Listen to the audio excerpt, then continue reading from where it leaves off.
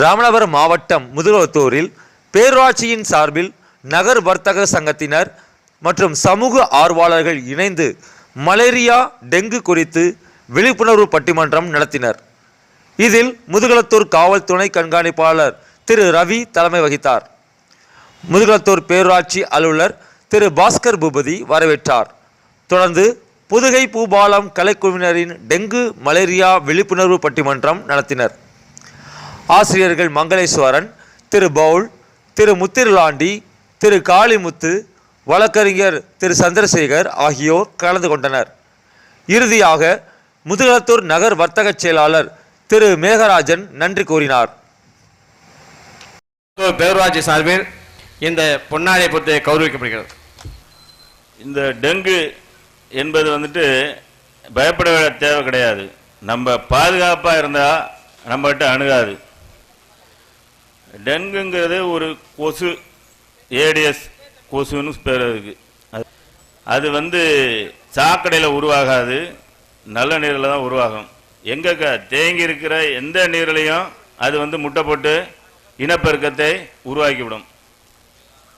இப்போ நம்ம சாக்கடை மட்டும் சுத்தம் பண்ணால் போதும், நல்ல தண்ணியெல்லாம் தேக்கி வச்சுக்கலாம் அப்படின்னு கிடையாது. கிணத்துலையும் அது முட்டை போடும், அதில் இனப்பெருக்கம் வரும். அதோட காலம் எப்படின்னா எந்நேரமும் கிடைக்காது, பகல் நேரம் மட்டும், ராத்திரியில் கிடைக்காது. ராத்திரியில் போய் நீர் நிலையில் போய் தேங்கிக்கும். எங்கேயாவது மரங்கள் இருந்தால் மரங்களில் போய் அடைஞ்சிக்கும்.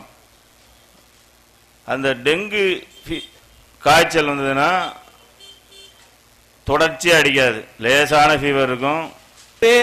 இந்த காய்ச்சல்ல பரப்பக்கூடிய கொசுக்கள் நல்ல தண்ணியில மட்டும்தான் உற்பத்தி ஆகும் அப்படிங்கிறத நம்ம தெரிஞ்சுக்கணுங்க. சாக்கடை தண்ணியோ அழுக்கு தண்ணியிலோ இருந்து வரக்கூடிய கொசுக்கள்னால இந்த டெங்கு மலேரியா காய்ச்சல் வராது. ரெண்டாவது, இந்த கொசுக்கள் எங்கிட்டோ வெளியே கம்மாவில இருந்தோ தூரமா இருக்க ஊரணி அந்த பக்கம் இருந்தோ வருது இல்லைங்க. நம்ம வீட்டுக்குள்ள சேர்த்து வச்சிருக்க தண்ணினா வீட்டை சுத்தி வச்சிருக்க தண்ணியில இருந்து தான் வருது.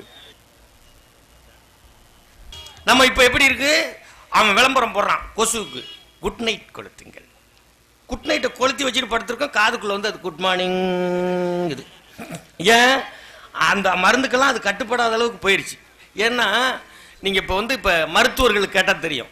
மருந்து ஒரு பேராசிட்டமால் சாப்பிட்றோம் அப்படின்னா ஒரு தலைமுறை மருந்து, ஒரு தலைமுறைன்னா 40 வருஷம் 50 வருஷம் இருக்கு, ஒரு தலைமுறை மருந்து.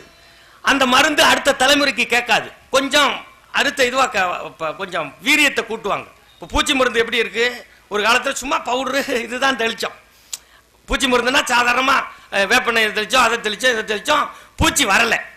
அப்புறம் லேசா பவுடரு லேசா மருந்து அடித்தோம், எக்கேலெக்ஸ் அப்படின்னு எக்கேலெக்ஸ் அப்படின்னு அடித்தோம். இன்னைக்கு அது மருந்தோட லெவலே வேற. இப்போ எப்படின்னா விதை யார் கொடுக்குறானோ அவன் தான் பூச்சி மருந்தையும் கொடுக்குறாங்க. எந்த கம்பெனி விதையை தயாரிக்கிறானோ தயாரிக்கிறதெல்லாம் விதையை. இப்போ நம்ம விதையை வச்சிருந்தோம். இப்போ ஒவ்வொரு காலத்துக்கும் இந்த மருந்துகளுடைய இது மாறும்.